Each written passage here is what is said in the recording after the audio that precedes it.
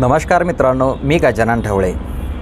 मित्रांनो, आज आपण खजूर लागवडीविषयी सखोल माहिती बघणार आहोत। मित्रांनो, मी तुम्हाला सर्वप्रथम माझा परिचय देऊ इच्छित आहे।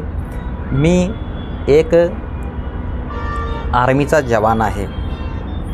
मी शेती करत असताना मला शेतीमध्ये अनेक अडचणी येत असतात, कारण मी फौजमध्ये आहे आणि मी पूर्ण वेळ शेती करू शकत नाही। त्यामुळे मी कोणत्या तरी फळबागेकडे वळायचा विचार केला आणि आंबा, सीताफळ आणि खजूर या फळबागांची मी लागवड केलेली आहे। आज आपण खजुराविषयी संपूर्ण माहिती बघणार आहोत। मित्रांनो, मी स्वतः जाऊन गुजरातहून खजुराचे रोपं विकत आणलेले आहेत। खजुरामध्ये मादी आणि नर या दोन रोपांची आवश्यकता असते पॉलिनेशनकरिता। तर एका एकरमध्ये 25 बाय 25 फुटावरती 65 ते 70 झाडांची लागवड आपण करू शकतो। मी आंबा या बागेमध्ये आंतरपीक म्हणून खजुराची बाग घेतलेली आहे आणि माझी आंबा बाग 12 बाय 4 फुटावरती आहे। त्यामुळे मी त्यामध्ये खजुराची जी बाग आहे ती 24 बाय 24 फुटावरती घेतलेली आहे। खजुराच्या रोपांच्या किमतीविषयी बोलायचं झालं तर मला एक रोप जे आहे मादीचे 4350 रुपयांना मिळालेले आहे आणि खजुराच्या नराच्या किमतीविषयी बोलायचे झाले तर नराचे एक झाड मला 5600 रुपयांना मिळालेले आहे। तुम्ही जर एका एकरमध्ये बजेटचा विचार करत असाल तर 1 एकर लागवडीसाठी तुम्हाला 3 ते 3.5 लाख रुपये खर्च येऊ शकतो। खजूरच्या विक्री व्यवस्थापनाविषयी बोलायचं झाले तर मित्रांनो, आजच्या डेटला कुठेही खजुराचे मार्केट नाही। तुम्ही ओपन मार्केटमध्ये कुठेही खजूर विक्री करू शकता। काही ठिकाणी 200 रुपये किलो, काही ठिकाणी 150 रुपये किलो, काही ठिकाणी 100 रुपये किलो देखील विक्री होत आहे। माझ्या व्हिडिओवरती काही लोक कमेंट करत असतात की आमच्याकडे 60 रुपये खजूर विक्री होत आहे होलसेलमध्ये। तर तो तिथला वेगळा प्रश्न आहे मित्रांनो। प्रत्येक ठिकाणी वेगवेगळ्या किमतीला खजूर विक्री होत आहे।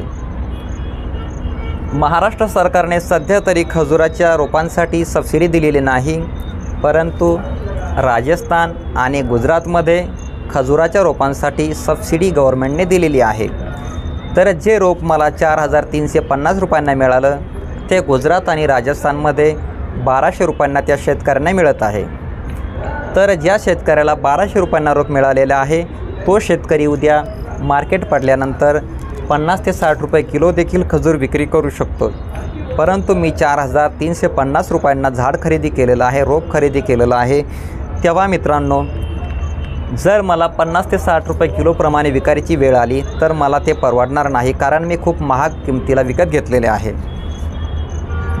आणि ज्या वेळेस गुजरात आणि राजस्थानमध्ये त्या लोकांचं खजूर तयार होतं, विक्रीसाठी मार्केटला येतं, तेव्हा त्यांच्याकडे होलसेल उपलब्ध असल्यामुळे ते महाराष्ट्रामध्ये विक्रीसाठी पाठवतात आणि आपल्याकडे विक्रीसाठी आल्यानंतर आपल्याकडच्या खजुराच्या किमती पडतात आणि आपल्याला मार्केट मिळत नाही। मित्रांनो,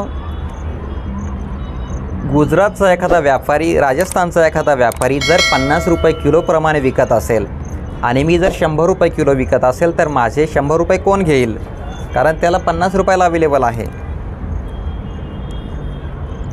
तुम्हाला लागवड करायची असेल तुम्ही लागवड करू शकता, तुमचा वैयक्तिक प्रश्न आहे।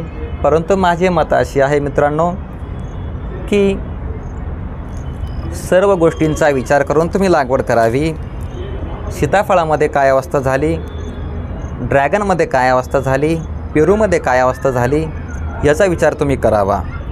सर्व शेतकऱ्यांनी एकाच पिकाच्या मागे पळू नये।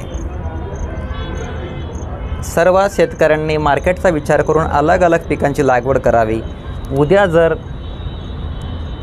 मार्केटमध्ये रेट जर पडले, खूप जास्त शेतकऱ्यांनी लागवड केली, उद्या मार्केटमध्ये रेट मिळाले नाही तर काढून टाकायची वेळ आली तर नुकसान होता कामा नये। जो अल्पभूधारक शेतकरी आहे त्याचे खूप अतोनात नुकसान त्यामध्ये होऊ शकते। जमीनदार लोक आहेत, मोठा शेतकरी आहेत, त्याला काढून जरी टाकायची वेळ आली बाग तर त्याला नुकसान हवे ते होणार नाही। परंतु अल्पभूधारक शेतकरी, छोटा शेतकरी आहे, त्याचे मात्र त्यामध्ये खूप जास्त नुकसान होऊ शकते.